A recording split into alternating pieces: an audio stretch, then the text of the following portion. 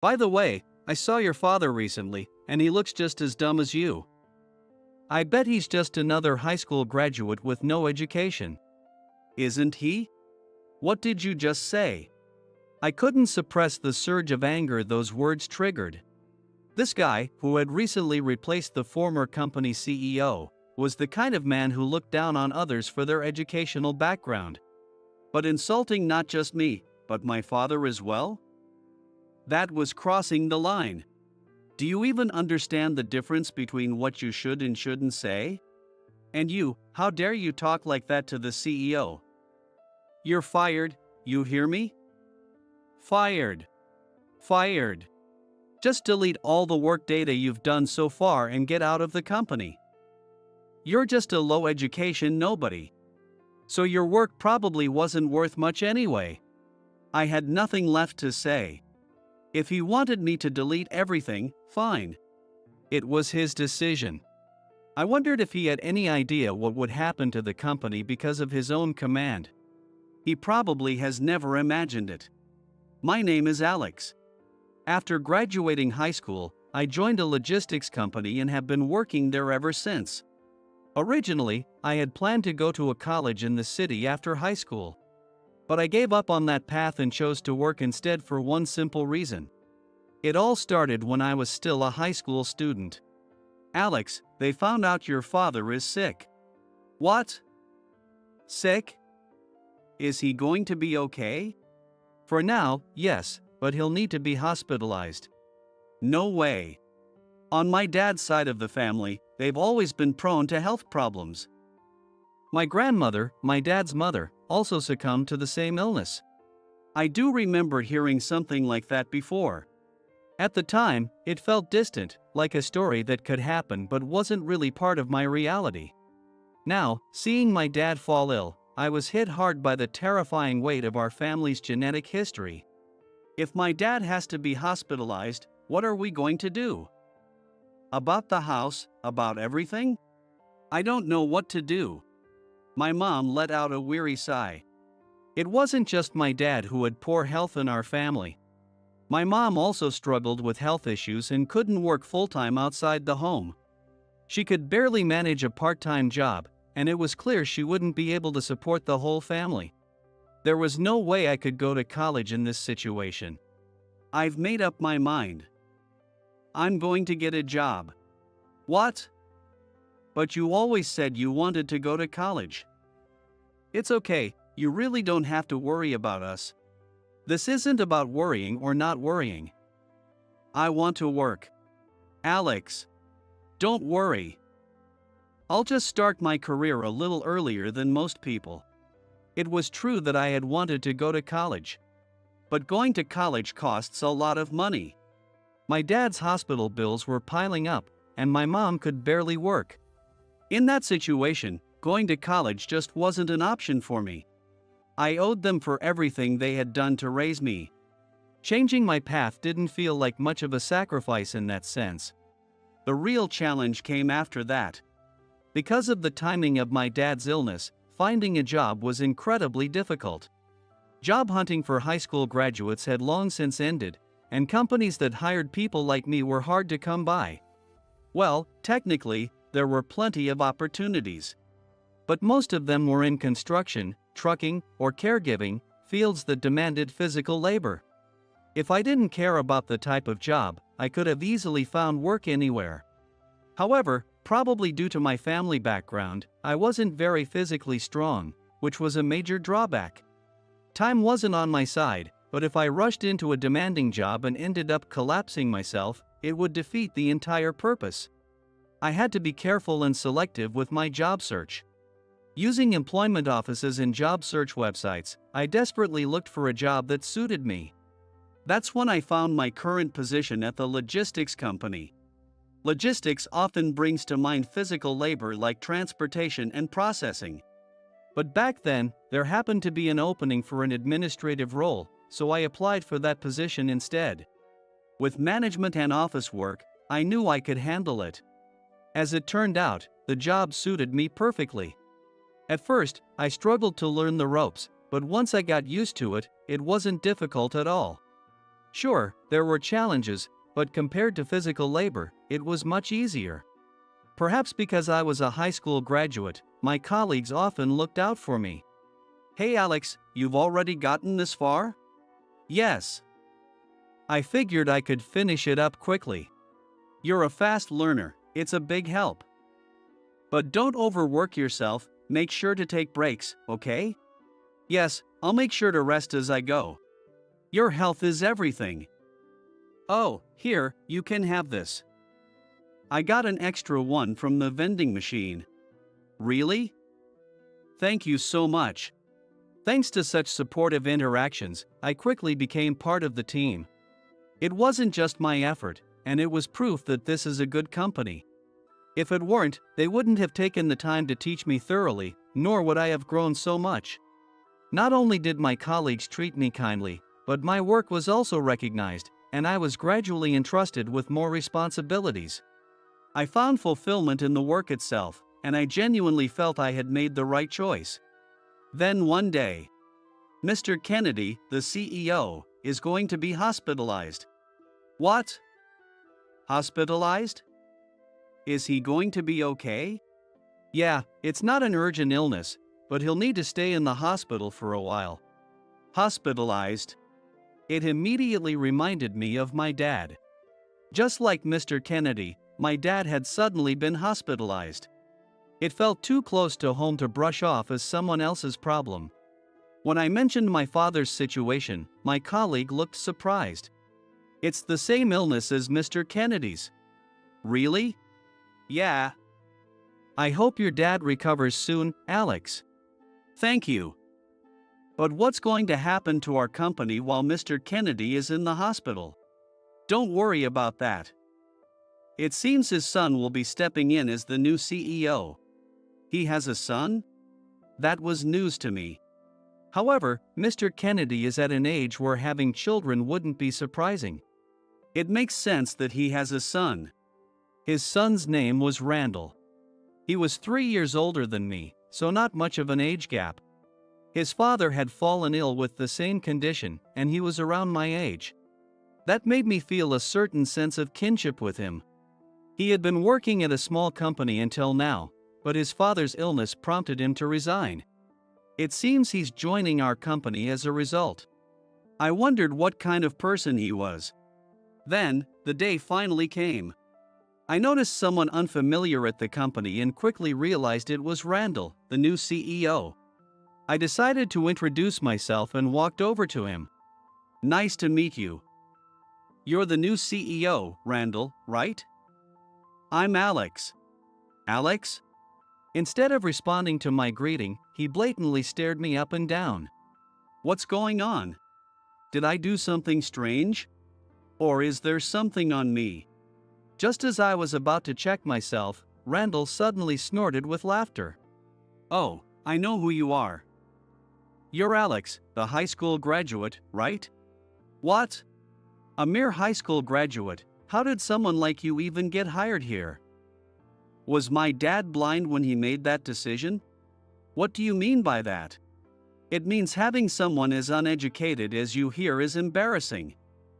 And not understanding that is exactly why you've stayed so low on the ladder. I couldn't believe it. Was he seriously insulting me the first time we met? And over my education, no less. Stunned by the sheer audacity of his words, I stood frozen as Randall turned and walked away without another glance. I never expected to be insulted like that. From that moment on, Randall's attitude toward me remained consistently condescending and dismissive.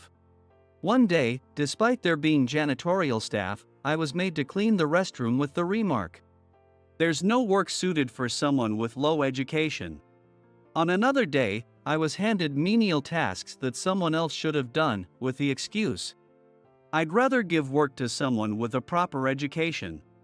And that wasn't all. Even though I had made it clear I couldn't do physical labor, he still made me organize the warehouse. To be treated so differently just because of my education. It was unbelievable. I wanted to complain, but he was the new CEO, after all. Not to mention, he was the son of Mr. Kennedy, someone I deeply respected. Swallowing all the things I wanted to say, I continued to do the work as Randall demanded. By the way, I saw your dad. It came out of nowhere. Randall approached me with a smug grin, and I braced myself, thinking he was about to dump more chores on me, but instead, he said this. You saw my dad. Where? At the hospital. I saw him when I was visiting my dad. I knew they had the same illness, but I didn't expect them to be in the same hospital. While I was still processing this, Randall continued. He looked as dumb as you do. I bet he's just another high school graduate. Or maybe he didn't even finish high school? His words dripped with condescension, and I couldn't hold back anymore. He could say whatever he wanted about me. But dragging my father into it, insulting him for no reason? That was too much. You're crossing the line. What do you even know about my father? What?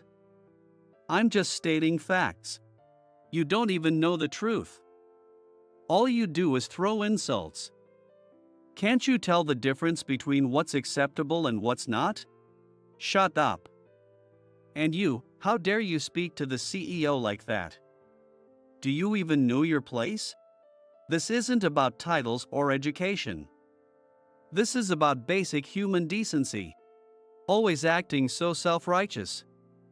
Someone like you, who can't even speak respectfully to the CEO, is fired. Get out of my company. Randall raised his voice as if to declare I was in the wrong. Fired, over this? It was absurd. Clearly, he was the one out of line. His face flushed with anger, Randall spat his next words at me. People like you with no education don't leave behind anything of value. Delete all the data from your work and get out of here immediately. All the data? Yeah. Your work doesn't contribute to the company's profit anyway. Low education and useless work just take up space. So delete it all and leave. Are you sure about that? What, still talking back to me? No, it's fine. I understand. I'll delete everything and leave the company. I had so much I wanted to say. But it was pointless. Anything I said would fall on deaf ears with him. So I did as I was told, deleted all the work data I had accumulated, and left the company. Well, since I'm on my way home anyway, I might as well stop by the hospital. Normally, I wouldn't make it in time for visiting hours, but getting fired has freed up my schedule. What a cruel irony. I never thought it would come to this. What should I even say? After picking up some fruit as a gift, I headed to my dad's hospital room. He looked surprised when he saw me. Alex? What are you doing here at this hour? What about work? I got fired. I told him everything that had happened, hiding nothing. He probably never imagined I'd be fired for such a ridiculous reason. My dad was speechless the entire time. I still couldn't believe it myself. When I finished explaining, my dad looked at me with a mix of sympathy and disbelief. I can't believe something like that happened. Yeah, me neither. But it's fine, so I'll just start job hunting again. No, you won't need to. There's a place you can work. What? The next day, my phone buzzed with an incoming call. When I checked the screen, Randall's name was displayed. Might as well pick up the phone. Hello? Alex. What's going on? What are you talking about?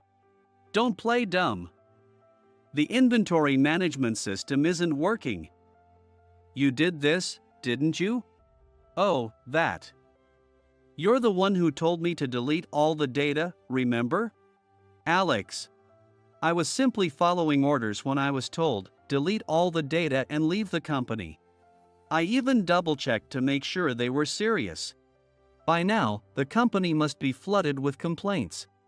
After all, the system is used by 4,200 companies.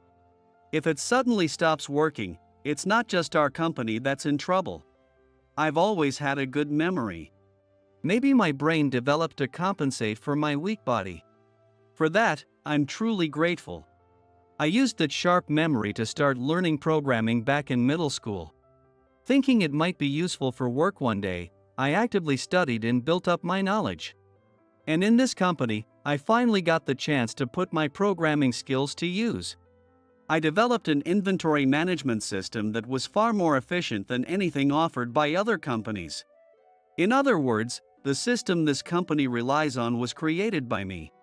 So, when he told me to delete all the data, the system itself was included in that.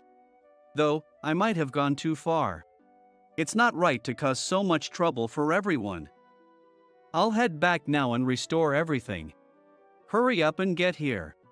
I couldn't help but notice how arrogant Randall was acting, but I reluctantly returned to the office. Thankfully, I had kept a backup, so restoring the system was successful. However, one question lingered in my mind. Why didn't you use the backup I told you about? As I pondered this, a senior colleague approached me and quietly explained. He didn't want to rely on you and hired a cheap contractor to restore the system. What? But the contractor botched it, making things worse. The problem escalated, and he had no choice but to call you. Honestly, is he an idiot? His unnecessary pride only caused more damage. I was too stunned to even respond. Well, the system is restored now. This is all your fault. What? Because of you, we've suffered massive losses. What are you going to do about it? My fault. You're responsible. You'll pay the damages, no matter what. You've got to be kidding me. He was the one who messed up the system without even listening to me first. Since I was fired, I'm no longer an employee here. I don't owe them anything, not even the effort I've put in so far. Yet instead of gratitude, he's demanding compensation? As I stood there, dumbfounded, someone who wasn't supposed to be here suddenly appeared. Don't spout nonsense. This isn't his fault, but it's yours, a voice declared. Dad? Why are you here? Standing there was none other than Mr. Kennedy. Even Randall, who always acted so confident, looked visibly shaken. It turned out that on the day I told my father everything in the hospital, Mr. Kennedy had overheard the conversation. I never imagined they were in the same hospital room. At this point, it felt like fate had intervened. Hearing about Randall's outrageous behavior, Mr. Kennedy was deeply disappointed. As his only son, Mr. Kennedy had worked hard to ensure Randall could attend a good college. He used to be a diligent student, and his efforts paid off when he got into college. He successfully completed his degree and graduated. But perhaps the diligence had backfired, turning him into an elitist obsessed with academic backgrounds. Since Randall had never displayed this attitude in front of his father, Mr. Kennedy had no idea how bad it was. He apologized to me repeatedly, and though I wasn't at fault, it made me uncomfortable. There's something awkward about being bowed to by someone you respect so much. After hearing the full story, Mr. Kennedy couldn't stand by any longer, which is why he showed up at the company that day. I've heard everything from Alex. I had no idea you'd sunk so low. What are you talking about? This disaster is the result of your obsession with academic credentials. You'll take responsibility for it. Why should I have to take responsibility? Still don't get it? You're so fixated on academic achievement that you've lost sight of what truly matters. Enough is enough. Dad. The conversation is over. You've disappointed me. Not only will you leave the company, but you'll also leave my house. No, this can't be. In the aftermath, the company went bankrupt. The damage from the incident spread far beyond just this company. The financial losses were so severe that recovery was impossible. However, Mr. Kennedy had been quietly working on a certain plan behind the scenes. It was the launch of a new business venture. The place to work my dad mentioned that day in the hospital was referring to this project. Apparently, Mr. Kennedy had been preparing for the new business for some time but was unfortunately struck by illness midway through. Even while recovering, he continued to move the project forward with the help of others. When Mr. Kennedy was discharged from the hospital, the new company was officially established.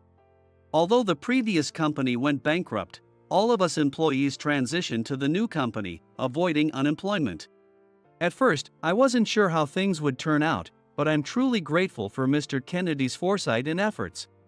The other employees were overjoyed, enthusiastically declaring to Mr. Kennedy, "Long live the CEO, and we'll follow you forever."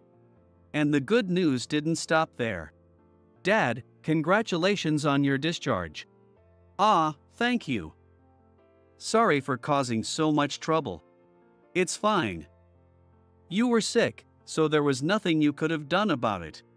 Yes, my dad had finished his treatment and was finally discharged from the hospital. Although he'd still need follow-ups, there were no major aftereffects. I was so relieved he could come home safely. By the way, about the future. The future? Mr. Kennedy reached out to me.